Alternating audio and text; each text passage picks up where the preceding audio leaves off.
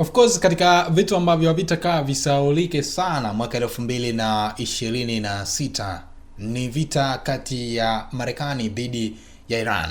Vita ambayo ilianza tangu mwanzoni mwa Februari mwaka huu, lakini mpaka hivi sasa bado fukuto hilo linaendelea. Na katika vitu ambavyo vimeguswa sana ni juu ya mafuta kupanda bei kwa kiasi kikubwa sana. Hali ambayo imeathiri kila sekta katika kila taifa kwa maana ya dunia nzima. Kupanda kwa bei ya mafuta kumeathiri njia za usafirishaji, kumeathiri biashara, kumeathiri kila engo ambayo utakayogusa mafuta basi imeathiriwa. Of course, kitu ambacho wengi wako wanajiuliza kwamba vita itaisha lini, na kwa namna ambavyo Donald Trump alivyo, like kama mtu ambaye hapendi kujishusha, na the way Iran walivyo na msimamo pia nao walikuwa ni watu ambao hawawezi kujishusha. Kwa hiyo ilikuwa inatafsirika kwamba ni vita ambayo inawezekana isiishe haraka katika siku za hivi karibuni. Good news ni kwamba Iran na Marekani wameamua kusaini mkataba wa awali kabisa wa kuweza kuvunja vita na kuweza kuirudisha ile amani ambayo ilikuwepo. Jambo zuri ambalo inawezekana likaifurahisha dunia na kuleta ile angalau nafuu katika gharama za maisha ambazo zilipanda. Nini ambacho kimesainiwa zaidi? Kumbuka mkataba huu umesainiwa lakini kwa masharti 14. Niko hapa kukujuza hayo masharti 14 ya mkataba mpya wa amani kati ya Marekani na Iran. Mimi ni Justin Kosan. Hii ni Rushori TV. Kama ndo kwanza unaungana nasi, tufuate pale Instagram, andika Rushori_TV. Facebook tunatumia Rushori TV sawa kabisa na kule TikTok.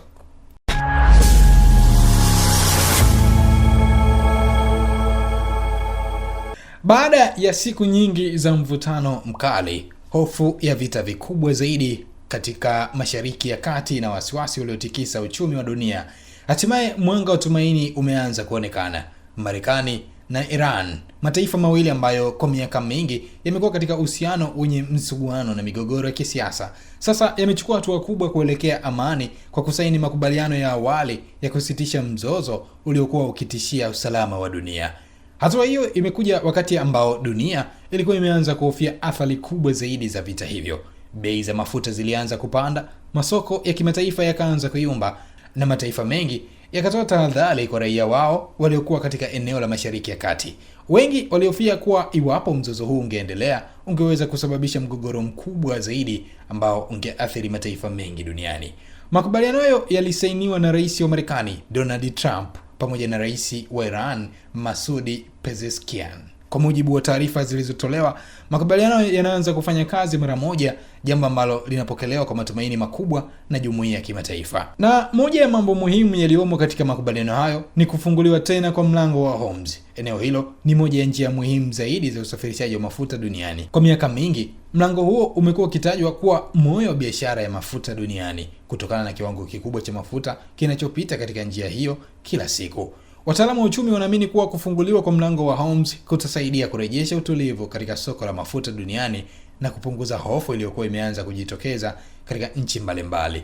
Tayari baadhi ya wachambuzi wanaeleza kuwa hatua hiyo inaweza kusaidia kushuka kwa bei za mafuta na kupunguza shinikizo la uchumi kwa mataifa mengi. Na of course, tangu Juni 18 tumeanza kuona taarifa ya baadhi ya mataifa yakitangaza kushuka kwa bei za mafuta. Hii ni taarifa ambayo of course wengi walikuwa wakisubiria kwa hamu, kwa sababu tumezoea kuona mara nyingi zaidi taarifa ukiona ya mafuta basi ni kupanda kwa bei ya mafuta. Baada ya kuruhusiwa kwa mlango wa Hormuz kufunguliwa, ni dhahiri shahidi tutarejea kuona kama mafuta yakishuka zaidi na zaidi. Lakini hilo si jambo pekee linalovutia macho ya dunia. Makubaliano hayo pia yanajumuisha mpango mkubwa wa ujenzi na urejeshaji wa miundombinu nchini Iran wenye thamani ya dola bilioni 300 za Marekani. Mpango huo unalenga kusaidia kuijenga upya Iran baada ya kipindi cha migogoro na changamoto za kiuchumi zilizochangiwa kwa kiasi kikubwa na vikwazo vya kimataifa. Kwa upande mwingine, Marekani imekubali kuondoa aina zote za vikwazo vya kiuchumi zilivyokuwa zimewekwa dhidi ya Iran. Hii ni hatua ambayo inaonekana kuwa ya kihistoria kutokana na ukweli kwamba vikwazo hivyo vilikuwa sehemu muhimu ya sera za Marekani dhidi ya Tehran kwa miaka mingi. Kuondolewa kwa vikwazo hivyo kunatarajia kufungua ukurasa mpya wa ushirikiano wa kiuchumi kati ya Iran na mataifa mengine duniani. Wafanyabiashara wawekezaji na taasisi mbalimbali za kifedha sasa zinaweza kupata fursa mpya za kufanya kazi ndani ya Iran bila hofu ya kukumbwa na adhabu za kimataifa kama ambavyo ilikuwepo hapo awali. Hata hivyo, pamoja na matumaini yote hayo, bado kuna swali moja kubwa ambalo halijapatiwa jibu kamili. Je, nini kitafanyika kuhusu mpango wa nyuklia wa Iran? Jambo ambalo imekuwa ni kikwazo kikubwa sana kwa Marekani kuweza kukubali kusitisha vita eti kuiruhusu Iran kuzalisha nyuklia. Tunafahamu kwamba Iran tayari ina uranium na uwezo wa kutengeneza nyuklia, lakini Marekani imekuwa ikipambana sana kuzuia kwamba Iran isiweze kutengeneza hivyo. Hili ndio swala ambalo limekuwa kiini cha mvutano kati ya Marekani na Iran kwa miaka mingi. Marekani imekuwa ikihoji shughuli za nyuklia za Iran, ikihofia kuwa zinaweza kutumika kutengeneza silaha za nyuklia, wakati Iran imekuwa ikisisitiza kuwa mpango wake ni kwa matumizi ya amani pekee. Kutokana na ugumu wa swala hilo, viongozi wa pande zote mbili wamekubaliana kuendelea na mazungumzo maalum yatakayodumu kwa siku 60. Kipindi hicho kinaweza kuongezwa ikiwa kutahitajika ili kutoa nafasi za kufikia makubaliano ya mwisho. Hata hivyo, baada ya kusaini mkataba, Rais wa Marekani Donald Trump amesema kuwa hatua hiyo imechukuliwa ili kuzuia kile alichokiita janga kubwa la kiuchumi ambalo lingeweza kutokea ikiwa vita vingedumu kwa muda mrefu zaidi. Hata hivyo, Trump pia alitoa onyo kali kwa Iran, akisema kuwa iwapo mazungumzo ya mwisho yatashindwa na hakuna makubaliano ya kudumu yatakayofikiwa, Marekani itakuwa tayari kuchukua hatua kali zaidi za kijeshi. Kumbuka, Trump huwa hajiulizi mara mbili. Endapo Iran watakataa hili, basi tutarajie vita hii ikiendelea zaidi na zaidi. Na hii si mara ya kwanza pia kukutana na kukubaliana juu ya vita. Mara ya mwisho walikutana, lakini hakuna ambacho kilifikiwa. Kauli hii imeonyesha kuwa licha ya makubaliano ya sasa, bado kuna hali ya tahadhari na kutokuaminiana kati ya pande hizi mbili. Naye rais wa Iran Masoud Pezeshkian alisaini makubaliano hayo, huku akisisitiza umuhimu wa kuheshimu makubaliano yaliyofikiwa.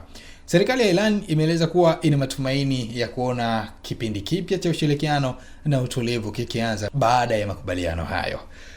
Sauti nyingine kutoka Iran zinaonyesha kuwa bado kuna mashaka. Mohammad Bagher Ghalibaf, ambaye ni spika wa bunge la Iran, ni mmoja wa viongozi waliokuwa mstari wa mbele katika mazungumzo hayo, akisema wazi kuwa bado hana imani kamili na Marekani.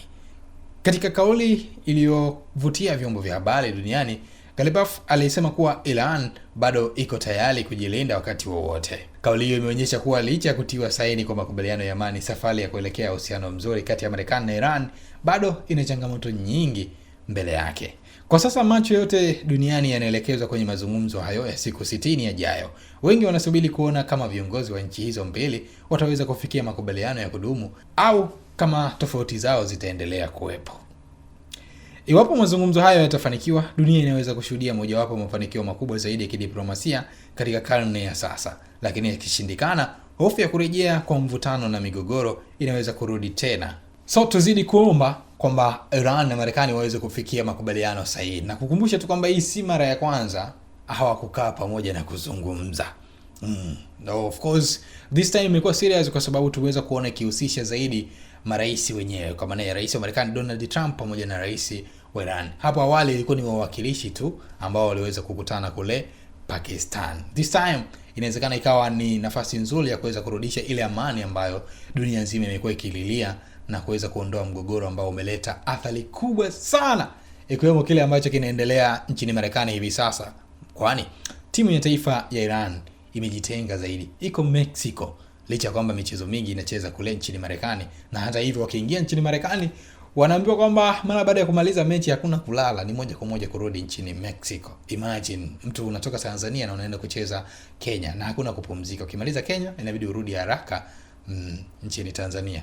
Sio poa. Of course ni moja ya visa ambavyo vimetikisa sana 2026. Nimeona ni share nawe na kukusii tu tuendelee kuzidi kuomba ndani ya hiyo miezi miwili nini ambacho kinaendelea kutokea. Hii ni Reushurity TV, mimi ni Justin Kosan. Kwa story kama hizi na nyingine nyingi, endelea kusalia hapo, na kama ndo kwanza unaungana nasi, fanya subscribe, bonyeza alama ya kengele ili kuwa kwanza kabisa kuweza kupata taarifa nzuri na zenye kuvutia. Tufuate pale Instagram, andika Reushurity_TV, Facebook pia tunatumia Reushurity TV, na kule TikTok pia tunatumia jina hilo hilo la Reushurity TV. Pasi na kusahau, nyuma ya kamera ni Salma Sreim.